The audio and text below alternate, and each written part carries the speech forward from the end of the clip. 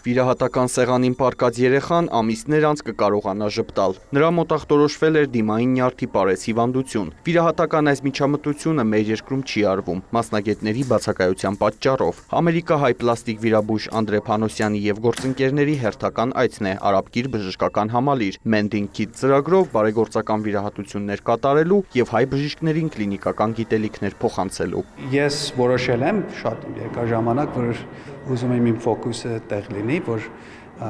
համ նյարդը սարքենք կամ համ էլ մկաները շարժենք, որ ասենք ծիծաղ տանք երեխին, ուրիշ մկաները, որ աշխատում են, օգտվում ենք։ Հազվադեպ հանդիպող այս հիվանդության ժամանակ բուժառուի դիմախաղի մկանները չեն շարժվում, չի կարողանում ժպտալ, ծիծաղել, կարող է ծռվել բերանը, կախվել շրթունքն ու հոնքը, քարանալ դեմքի որոշ հատվածներ։ Հնարավոր է լինի եւ ծննդաբերական տրավմայի պատճառով եւ ինչ-որ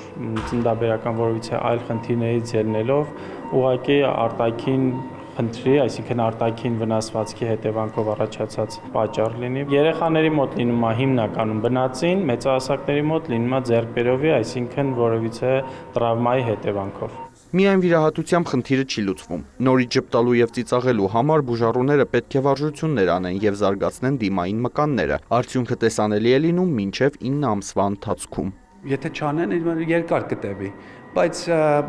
ասենք հայլու առաջ պիտի կանգնեն, ծիծաղ անեն, մի կողմը ասենք նորմալ ձևի ծիծաղը, մյուս կողմը պիտի ծամը սկսեն, որ շարժվի շրթունքը։ Դա մեծ մասը դժվար է ամեն հոգու համար, բայց հանկարծ երեխեք կան, որ անմիջապես սովորում են ու ակտիվ են անում այդ մկան ու շատ սիրուն